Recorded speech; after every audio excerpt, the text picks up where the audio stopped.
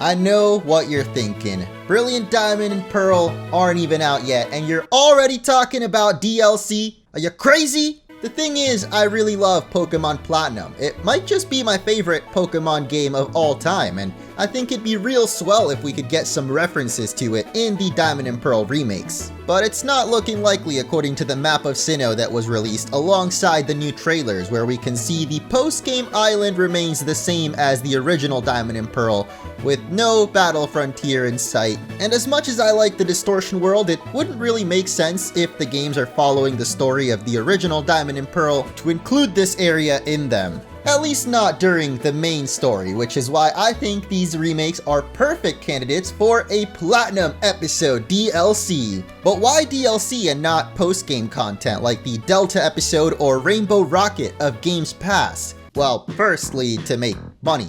Duh. Pokemon seem to be looking for new ways to monetize their games these days, and the Sword and Shield DLC was fairly successful, not just increasing the lifespan of those games, but affording Game Freak more time to work on new projects like Legends Arceus. With this being Ilka's first Pokemon remake though, I think they're probably stressed enough without having to fit a whole new story in the post-game, so making the Platinum episode into a DLC instead would give the developers more time to flesh out the bonus content in it. Cause if they're gonna bring back the Distortion World, it better look damn good. Which finally brings me to the point of this video. What other features could we see in the Platinum DLC? Stay tuned to find out which Platinum features I would love to see in Brilliant Diamond Shining Pearl, and leave a like if you guys are excited for the Sinnoh remakes and Legends Arceus, which I've made plenty of videos on this past week. So if you don't want to miss out on any future videos, make sure to subscribe, and let's get started with the most obvious addition,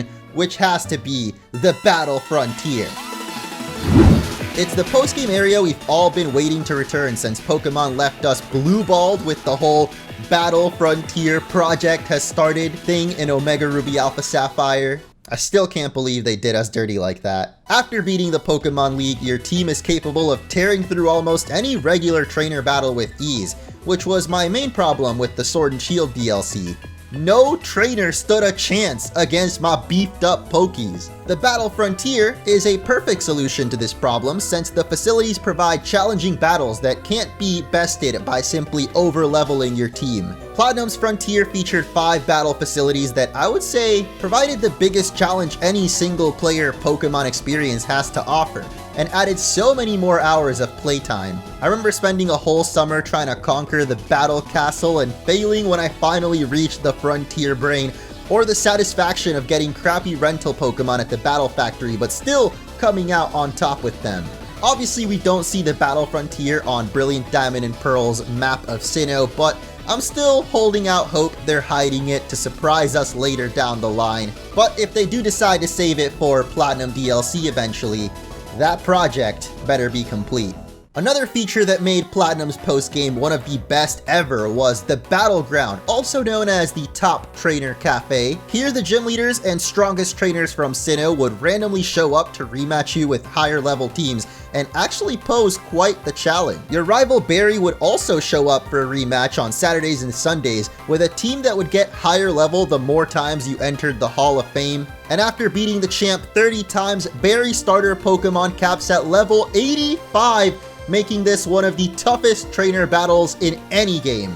We did sort of get gym leader rematches in the Galarian Star tournament, but they were double battles with each trainer having only 3 Pokemon, so I'd love for the traditional one-on-one matches to return, and they could even be in the base Brilliant Diamond and Shining Pearl since we know the Battle Zone is at least in it, but this cafe was exclusive to Platinum, so fingers crossed. Now going back to the main reason I want a Platinum episode to exist in the first place, the Distortion World. It's still one of the coolest areas in the Pokemon universe, and at the time it came out offered the craziest visuals we'd ever seen in a Pokemon game. With your character running sideways, upside down, and climbing waterfalls in reverse, all in the hopes of reaching the best legendary of the creation trio, Giratina. I'm not sure what role Giratina will play in Brilliant Diamond and Pearl, since in the originals it was kinda just hidden away in Turnback Cave. The best comparison we've got is Rayquaza, who of course got the whole Delta episode dedicated to it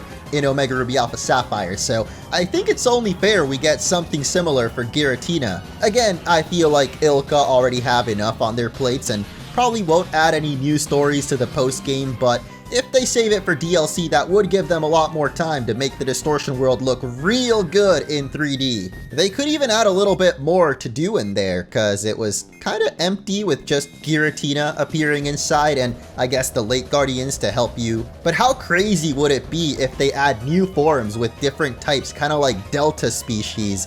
After all, the Distortion World is said to be a parallel universe to the main Pokemon world, so who knows what other hellish creatures could have been banished to this dimension. Moving on to a nifty new feature being introduced to Sinnoh's Underground. Pokemon Hideaways are areas with a variety of different biomes to explore, where creatures you couldn't previously find in Sinnoh appear. The environments you discover are based on what kind of statues you place in your secret base, so a super easy addition in the DLC could be more statues to unlock new types of hideaways with Pokemon from future generations.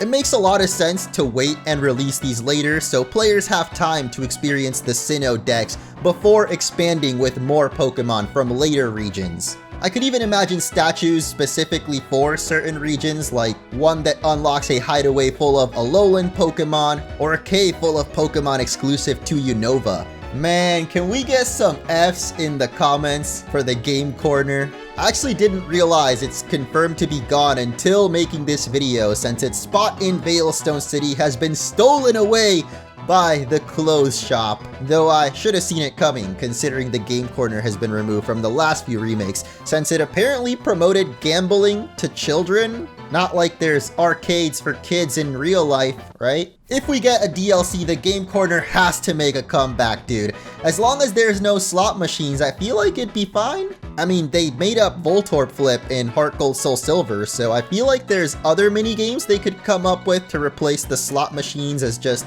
fun side activities to earn prizes that you can't get anywhere else in the region, like special Pokeball seals or rare costumes for your character. And speaking of costumes, you guys know I love me some character customization, so another simple addition in the DLC could be more outfits, or styles as they're being called in these remakes. Apparently the Metronome style shop in Veilstone is the only one in the game, so they could add another store in the Battle Zone, or just more options to the same shop. I don't just want any outfits though. If we're going with this whole platinum theme, I would love to see styles that reference past designs like the bundled up winter jackets from Platinum, or a Giratina themed fit similar to that ridiculous Coma-O costume from Alola. You could even add the option to cosplay as the gym leaders or have uniforms for every type like Galar, so I hope they get creative with it.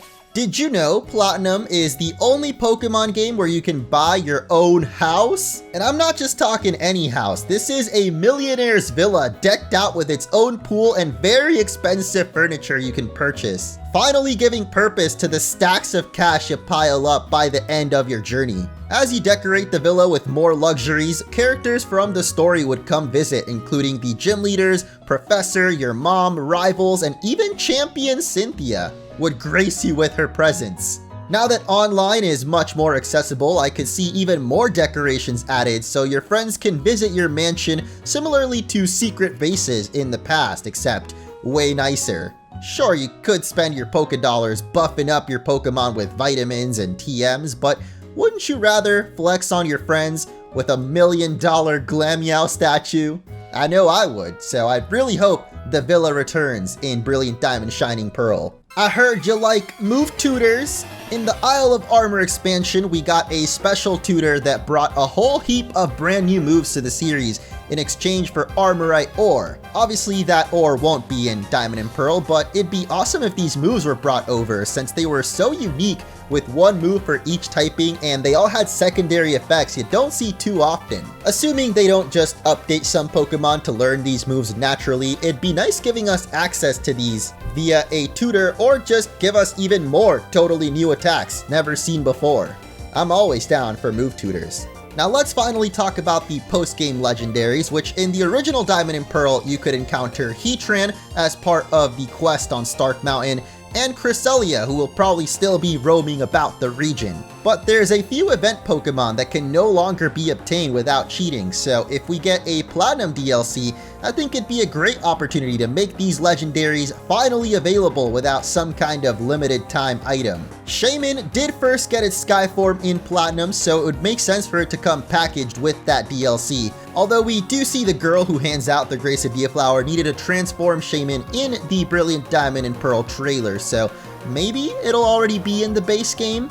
Darkrai is another legend I am super confused by since it is Cresselia's counterpart, but it's a mythical, meaning you can't get it without an event. So a new quest to obtain it would be cool to see in a Platinum DLC. And finally, Father Regigigas, which could only be obtained by transferring the other 3 Regis from Ruby, Sapphire, or Emerald. And I think they've mentioned you can't trade Pokemon from Sword and Shield over. It would be convenient since the Regis were just catchable in the Crown Tundra there. So I'm sure they'll come up with some new event to catch Regigigas, unless it's not available, but that'd be kind of lame because like Snowpoint Temple is just there. You know, you gotta have Regigigas available. Last but not least, we have to talk about the big dog himself.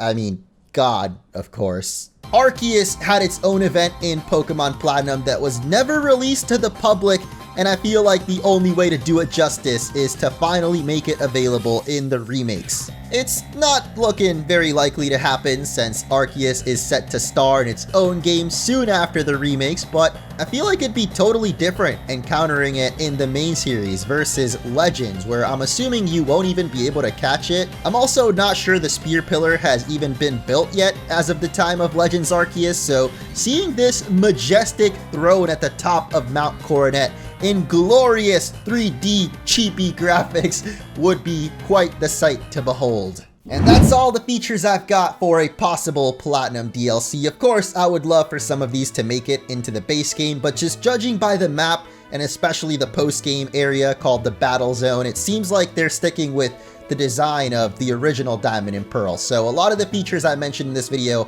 are likely not going to be in the base game, but they were such good changes and just improvements to the game, like the Gym Leader rematches, the Battle Frontier. The Distortion World I get is a little far-fetched, so I'm not expecting it, but if the DLC is something like a Platinum episode, then yeah, totally add the Distortion World in there. What do you guys think though? Are there any other features you'd like to see make a comeback in the DLC or just the base Shining Diamond and Pearl games? Let me know in the comments below, and thank you all so much for watching. Smash that like button if you're excited for these games, and I will catch you in the next video.